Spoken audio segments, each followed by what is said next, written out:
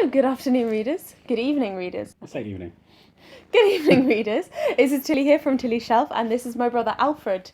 Hello, internet people. We're going to be talking today about another book that I have been reading as part of Nonfiction November. This is Minerva. This is our cat, She's Minerva. the best cat. I was picking a book to read on Serial Reader for Nonfiction November because I always try and read a book on Serial Reader, and I knew that this probably wouldn't work very well for a serial reader book, but Alf very much recommended that I should give it a go. I haven't quite finished it yet, but it's not really a cover-to-cover book. It's really not cover to cover, and I think serial reader is basically the exact wrong format. Yeah. But, trying to read this book on the bus on the way to work at sort of 6 in the morning. If you want to read this book, get to this exact version. You can put it in a pocket and open it at random. And this exact copy, just so that you have that information, is a new translation by Gregory Hayes, a Phoenix paperback, first published in 2003. Alf, you were very keen for me to read this, and you've mentioned it multiple times over the years. So can you tell us, what are the Meditations of Marcus Aurelius? Okay, so Marcus Aurelius was a Roman emperor during the 2nd century AD. He's the last of what the Italian political writer Machiavelli described as the 5 good emperors, and you could argue that the end of his reign represents the end of the last sustained period of peace and prosperity in the Western Roman Empire. After him, you essentially get into a period of decline followed by the crisis of the 3rd century. Marcus was born to a relatively normal, noble background within Rome and would have gone on a fairly normal trajectory had he not been basically selected and groomed by the Emperor Hadrian to succeed to the throne. I didn't know that. Yeah. I assumed he was just like next in line kind of thing. No, one of the kind of key things with the 5 good emperors is that it's a line of adoptive succession, where each emperor picks someone they think will be a good emperor to follow after them, and it's sort of they're harking back to Julius Caesar adopting Octavian, who becomes Augustus. Marcus doesn't actually succeed Hadrian. He's going to be far too young when Hadrian dies, so Hadrian tells Antonius Pius that I will adopt you and make you emperor after me, but only if you promise to make Marcus Aurelius emperor after you. So Marcus rules over a sustained period of peace, prosperity, and limited. They win a war with the Parthians in the east, and so there's some conflicts with Germans in the north, but comparatively it's peaceful, stable and peaceful. So Marcus Aurelius is also a practitioner of the school of philosophy known as Stoicism. So Stoicism was a Greek school of philosophy. It's named after the steps, because the first person to do it got kicked out of the academy and taught his lessons on the stairs instead to crowds. Really? Yeah, it's a kind of complete set of philosophy, but we've only really got the moral elements of it that survive this day. So that's how to act, how to be a good person, how to be happy and fulfilled. And the sort of core Stoic message, I would say, is that you have control over your own thoughts and actions. So as long as you're happy with your own thoughts and actions, you shouldn't let anything else in the world make you unhappy, because it's not anything that you have the ability to control or change. I see. So you can sort of directly influence yourself, and you should just kind of accept everything that is outside of your direct influence. Basically, yeah. But Stoicism is also very dispassionate in that it kind of rejects anger and love and sorrow as things that will drive you away from thinking and acting in the best way. And it's also ascetic in that it kind of rejects material possessions and pleasures as things that will not provide fulfillment or value, or again lead you away from that sort of rational Stoic ideal of sort of sagacity and control of thy own self. I feel like if I'd had a bit of an understanding of Stoicism before I started reading this, I might have maybe got a bit more out of it. Yeah. I mean, I kind of gained an understanding of those basic things you're talking about as I read, but I didn't really have that kind of background that you have. I think the other crucial thing to point out about the Meditations is that it was not written as a public-facing document or as a primer on Stoicism or as a thing about how to be a Stoic. It was his private writings, which were in Greek, interestingly, rather than Latin. Basically, where he was trying to reconcile the challenges and struggles he was facing with meshing his philosophical beliefs with the sort of role of being an emperor, and also more generally the struggles and challenges in his life. And I think you can see that because you told me that while I was reading it, and you can kind of see that as you read through it. There's certain themes that crop up again and again, where he's saying you don't need to be angry, where you kind of feel like he's reasoning with himself to try and talk himself into behaving in this stoical way at times when maybe he's slipping up. But then I think it's also worth pointing out that despite it not being met as a public book, it has gone down as one of history's great works of philosophy. And I think that in particular in the Enlightenment, a lot of the idea of enlightened despotism that people sort of like Frederick the Great are promoting is based on sort of Marcus Aurelius as this sort of historical philosopher king, and the Meditations as a guide to them on how to live into that goal. I want to say President Bill Clinton also said Meditations was his favourite book. Really? But it's, it's a classic favourite book for prominent figures, because it's basically about how to be a good person in a sort of challenging situation. Yeah. I'd say a lot of the time. If you're sort of wondering what this book is kind of, well, I don't know. Like? To me, reading it, it reminded me a lot of the Analects, which is a Confucian text, and also the Dhammapada, which is a Buddhist text, and it because it has that kind of like guidance for how to do better in your life. Yeah. If that makes sense. But this was actually a lot more accessible and endearing than those texts, maybe because it's also probably chronologically newer, I don't know. It's still like 2,000 years old. Even if you ignore it as sort of a source of moral authority, if you're just looking at it purely as like a thing, you've got this person who was alive 2,000 years ago, ruling at that time the largest empire in the world, and then he's talking with himself about struggling to get out of bed in the morning. Yeah, it is brilliant. Or like being afraid of death, or getting angry when he shouldn't, and it's just like... It's very, very personal, and you kind of feel like you get to know him a little bit as you're reading his thoughts, and as well as... the way he has written it, and partly I think how it's been translated as well, there's very little that actually anchors it in that Roman time period. If you didn't know that he was the Roman emperor, all you really know is that he is someone who has some degree of authority or people who depend on him. It's got quite a lot of broad applicability, so you can read it and relate to it in a lot of different ones. There's a very real conflict between his position as emperor and court life and his personal philosophy. He originally declines the position of emperor after Antonius Pius dies, but only takes it up because he feels that it's his duty to do so. Again, duty is one of the things that Stoicism really sort of reflects on. He doesn't necessarily want to take on this role, but he feels obligated to, and to do it to the best of his ability. Or it could be that that's to an extent performative. Like, it's hard to say these things all the way back in the distant mist of past. 100 years before Marcus Aurelius, the Stoic philosophy is seen as the direct opposition to the sort of bad emperors that are reigning at that time. So it's really... so it's interesting to have him as a good emperor adopting that Stoical philosophy that was... Yeah. My thought is, we could go for a while saying a quote, one of the... stating a meditation. I guess a structural point, that the book has 7 sort of chapters, each of which then is full of sort of paragraphs 10, and several 11? 12 chapters? 12 chapters, each of which then, has a selection of relatively short meditative sort of quote, like paragraph-long quotes in it. I think that's what makes it seem like the Analects and the Dhammapada is it's like these discrete little paragraphs of thoughts. In contrast, I think, like the other sort of big sort of Stoic work people might encounter is Seneca's essays, which are like actual sort of essay-length pieces.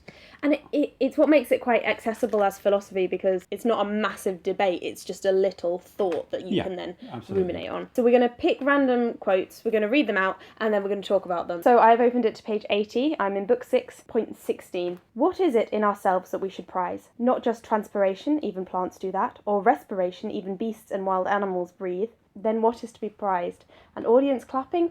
No more than the clacking of their tongues, which is all that public praise amounts to, a clacking of tongues. So we throw out other people's recognition. What is left for us to prize? I think it's this, to do and not do what we were designed for. This is very clearly in that ascetic tradition of Stoicism, isn't it? It's sort of saying it's not eating or breathing or doing things that people care about that makes you a person or makes you good. And I think it's a theme that runs through the book, and it's one of those things like we were saying about that maybe it's something that he had to kind of deal with for himself, but he keeps saying, don't value public opinion. Public opinion is not what matters. And this is fascinating because he is enormously popular as an emperor. He's hugely well regarded by the people in the Senate. And it's almost like he's telling himself, it's nice that people are saying nice things, but don't value it. Remember what things are important.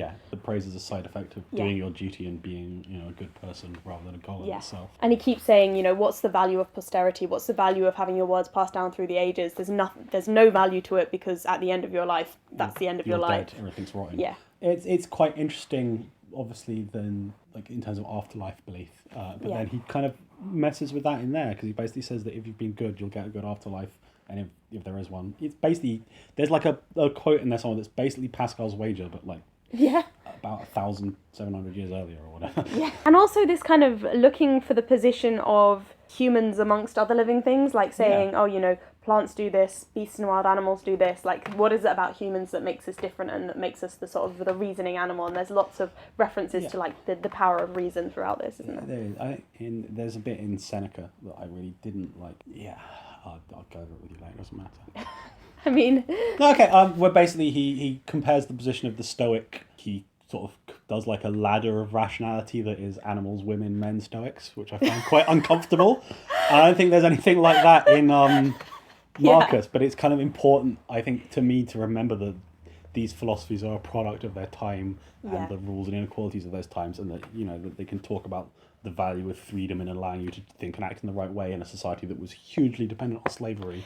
I was just about to say, where would they put slaves in this? And yeah. Theoretically, the justification is that the slaves still have control over their own thoughts, so they can be good Stoic slaves and, as a consequence, live happy and fulfilled lives despite being slaves, which is not... Right. I'm not convinced By on that that one argument. entirely. Yeah. Particularly as they do say things about that. There's definitely something in here about not willfully sort of inflicting harm on other people. Yeah. So there's these contradictions and flaws. Your turn to pick out a quote. Okay, I'm actually a wizard and haven't pre-marked this. Remember, you shouldn't be surprised that a fig tree produces figs, nor the world what it produces. A good doctor isn't surprised when his patients have fever, or a helmsman when the wind blows against him. I really loved that one. That was one of my favourite ones. It nearly made me laugh out loud. Like, a good doctor shouldn't be surprised when his patient has a fever, because the number of times that people are like, God, why are these ill people so ill? Yeah. Like, Yeah. that some things are just part of the natural course of life. And about, again, it's that accept the things that you don't have the ability to change. Yeah. Some things just come about and you yeah. have to deal with them. Yeah. Yeah, and be ready to deal with things as they come up. The good doctor shouldn't be surprised that his patients had a fever, but probably should do everything that they can to save them from that fever. Yeah. Because it's what you have control over and what you don't. And also kind of just like looking at the world and maybe looking at the things that you've got ahead of you in your life and thinking, you know, what are the likely things to happen here? Is a fig tree likely to produce figs? Yes, it is. Okay, I'm going to prepare for those figs. Exactly. And yeah, sort of sense of being rational and prepared. I'm going to go all chapter 1. Chapter 1 is slightly unlike all the rest of the book, in that it's a list of important figures in his upbringing and what he feels he's learnt from them. Page 8, book 1, number 12. Alexander the Platonist. Not to be constantly telling people or writing them that I'm too busy unless I really am. Similarly, not to be always ducking my responsibility to people's around me because of pressing business. And I think he's kind of saying that. I don't know whether Alexander the Platonist used to do that and maybe he's learnt from him what not to do. And the way that he's kind of like saying to himself, okay, I need to live up to my responsibilities, I need to do the things that I'm called upon to do, and yeah, not to cry wolf and say I'm really busy when you're not really busy. Most videos and then no one make them. That too, yeah, that too. And it's kind of like, we have that, oh, if you want something done, ask a busy person, rather than the person who's saying I'm busy. Oh yeah, I think that's very, very true. So yeah, the first chapter, he just goes through the people who are around him. So mother, father, first teacher, and then a list of names who are presumably important names in his life. Other teachers, figures from history. My adopted father. Yeah. The gods. Yeah. Which is a theme that kind of almost surprised me in this book, that goes with the Stoic philosophy, is this belief in the Roman gods, and sometimes he refers to like one individual god, which I found So there's the Stoic idea of the logos is one of the bits of the Stoic kind of metaphysic that has come down to us, and it's essentially the idea of the universe being not completely intelligent, but like having a structure and an order and a purpose for the things within it. So when he says God, he's kind of referring to that structure and order. And I think it's going to be a translation thing of choosing when to use logos and when to use God and then when to use gods, because obviously, like, you know, they had multiple gods. His adopted father Antonius Pius gets made into a god by him when he ascends to the throne, as Really? was the tradition. Oh, I didn't know that. I can't remember if Commodus turns Marcus Aurelius into a god as well, but I wouldn't be surprised if he didn't. If he didn't, I sort Commodus. they didn't get along. But they did, obviously. They got along enough that Marcus broke with the tradition of adopting sensible people to become the next emperor to put his own son in. Right. But also, you know, it's not the six good emperors, shall we say. Okay. Do you want to pick the next quote? Okay. So again, this is me definitely opening it to a random page that I haven't pre-marked because it's a good one. If you do the job in a principled way, with diligence, energy and patience, if you keep yourself free of distractions and keep the spirit inside you undamaged, as you might have to give it back at any moment, if you can embrace this without fear or exception, can find fulfillment in what you're doing now as nature intended, and in superhuman truthfulness, every word, every utterance, then your life will be happy. No one can prevent that. So that is, I think, the Stoic Pressi in his words, isn't it? It's the, if you are being good and being true with yourself and being disciplined and doing things, you're gonna be all right. There's nothing that anything else can do that's going to change that. And I don't know that if I agree with the Stoic Pressi, but it's it's a nice kind of clean idea and a source of kind of clarity and purpose. It's kind of like the power to be happy and to be content is within you, which, I mean, it's easy to say when you're, you know, emperor of like however many % of the world's surface and population. Yeah. Yeah, it's easy to say if you are maybe somebody who is inherently relatively happy, or you have that kind of positive disposition. There's a lot in here that makes us think that he's not necessarily very happy. He's obviously very stressed and disturbed at times, and he's trying to use this philosophy as a source of strength. Yeah, and sometimes it's almost like he's telling himself, look, you do have it inside you to be happy, and then kind of also doubting himself as well. Yeah, I think, but it's nice, isn't it? No matter what anyone says or does, my task is to be good. Like gold or emerald or purple repeating to itself. No matter what anyone says or does, my task is to be emerald, my colour undiminished. What is interesting there is that you're almost getting that kind of platonic sense of the ideals, that like, you know, there is emerald that all emeralds strive to be like, and that there is good that all people should strive to be. And obviously that's not necessarily the same philosophies, the Platonism and Stoicism, but they do have that kind of, they're from the same country and they've evolved around the same time, and there's going to be those kind of crossovers and those links between them. I mean, Plato was from Greece? Yes. Which isn't the same country as Rome. No, but Stoicism is from Greece. Oh, and okay, comes yeah. over to Rome. That is fair enough. And actually there's a couple of times when he mentions Plato's Republic, and there's one time when he's talking about, I think he's talking about managing a state, and he says something like, don't expect it to be Plato's Republic. Like he's kind of telling himself, you know, don't set your aims too high. But I think it's also kind of interesting that in many ways he is as close as you ever get in antiquity to the Plato's Republic ideal of the philosopher king. There's the two strands to that, yeah. There was one quote that I particularly liked, but we couldn't find where it is. I'm going to leave that. I'm just going to read it out of where you sent it in Messenger. Okay. For the rest, as soon as they have breathed out their breath, and they are gone, and no man speaks of them. And to conclude the matter, what is even an eternal remembrance? A mere nothing. What then is that about which we ought to employ our serious pains? This one thing, thoughts just, and acts social, and words which never lie, and a disposition which gladly accepts all that happens, as necessary, as usual, as flowing from the principle and source of the same kind. And that, I mean, that is like the root of Stoicism. But to me, when I read that, I just felt like, I feel that's true for me, because I think that once we're gone, and, you know, the things that he says, like going forward into the future doesn't matter if anyone remembers us, and therefore the important thing is what we do while we are here. Thoughts true and acts social, like trying to do something beneficial with the time that you have, and trying to see meaning in that, even in the sort of vast meaninglessness of the overall lifespan thing. I don't know. Words. Words. Any thoughts on that one? Or I think you really can tell that that's an older translation. Yeah. Like, I don't know. It's quite stale. So, yeah, it feels very Latin. Or Yeah. Greek, indeed, in fact, as we previously discussed. I think because Serial Reader, most of the books are free. Sure. I think all of the books are free, actually, so it's all like very old It's going to be copies. some 19-something translation. Yeah, I don't actually know the details of the Serial Reader translation. Do you want to pick the next one? Everything that happens is either endurable or not. If it's endurable, then endure it. Stop complaining. If it's unendurable, then stop complaining. You'll be destroyed, and so won't have to endure it anymore. Just remember that you can endure anything your mind can make endurable by treating it as if it was in your interest to do so. In your interest, or in your nature. Just deal with it.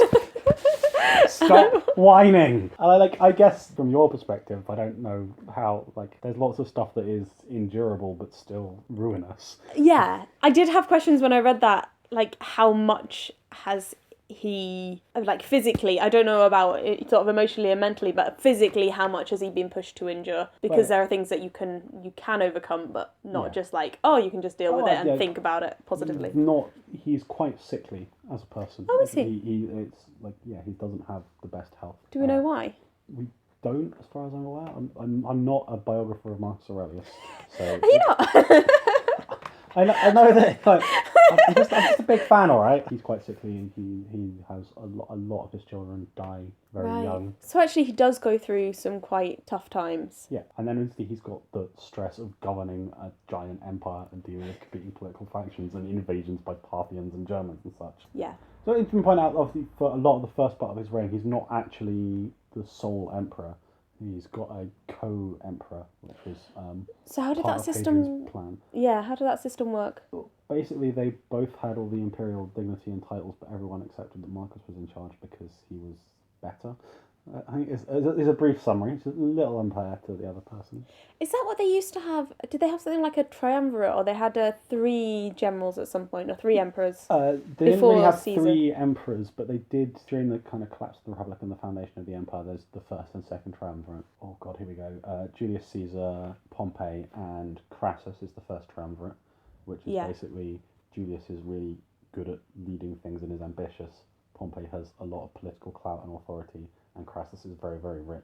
I mean, I the only reason I brought that up was because I read Julius Caesar for ShakeTube, and it talks about how Julius Caesar is ruling as part of this triplicate system, and then, well, it all falls apart, doesn't it? And so it's obviously it's not the same thing here. Yeah. Hadrian chooses these 2 people to become emperor at the same time, and indeed when Marcus is sort of offered the throne and nearly rejects it, he says, I'm only doing it if this person is in as well, so they can have that. So that he's fulfilling the wishes that Hadrian sort of left. Fulfilling what he sees as his duty left. And I guess it was about trying to find ways for a very small group of people to manage a very, very, very large empire. Yeah, I think, and when you first way you can send messages, on a boat or on a horse.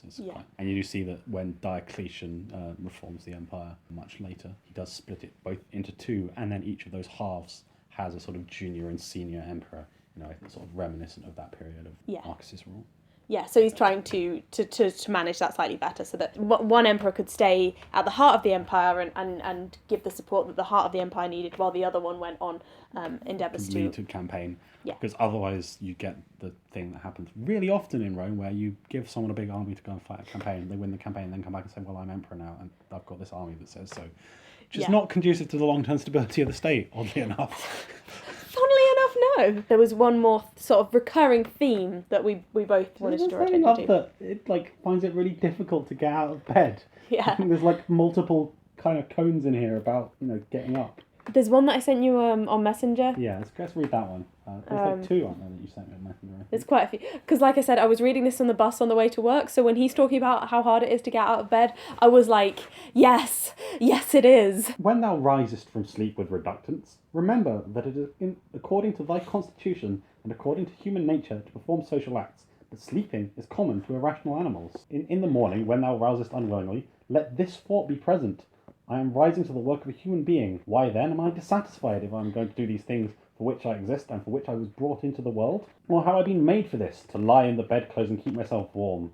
Yes, I was made to lie in the bedclothes and keep myself warm. I was. No, you weren't. I mean, it's kind of endearing, but also, when you read it in a book, it's almost, irritating and preachy. But I think it did really come out of him wanting to, stay in bed and then being like, oh, no, I'm the emperor. I have to get up and do emperory things. There's another one of them where he talks when people really love and are engaged in something, they will do it. They'll do it instead of sleeping, they'll do it instead of eating. They'll get rapturous into the sort of flow state of their work or endeavour. Yeah, so he's kind of saying, I should be able to be as engrossed about getting up and ruling this empire and doing my duty and helping people as I am as people are in those states, and must not be upset about having to get out of bed. Yeah, I think that's a noble goal to aspire towards, even if it's not necessarily practical. Yeah, I feel like I need to paint them on the ceiling above my bed so that when I open my eyes in the morning and I'm like, please, can I go back to sleep? It says, sleep is common to all... What was the other one? Sleep irrational animals. I mean, there's definitely bits in here that you could kind of cut out and turn into motivational quotes. I'm sure people have. Yeah. I'm sure cut them on... Stoic or whatever. Posting on Facebook as we speak. Cut it on top of a sort of a sunset background, or on top of a cat. You're an irrational animal, Min. Yes, you are. Yes, you are. That was some of the meditations of Marcus Aurelius. Let us know if you've read them, if you've read any of them, and if so, what you think. Stuff?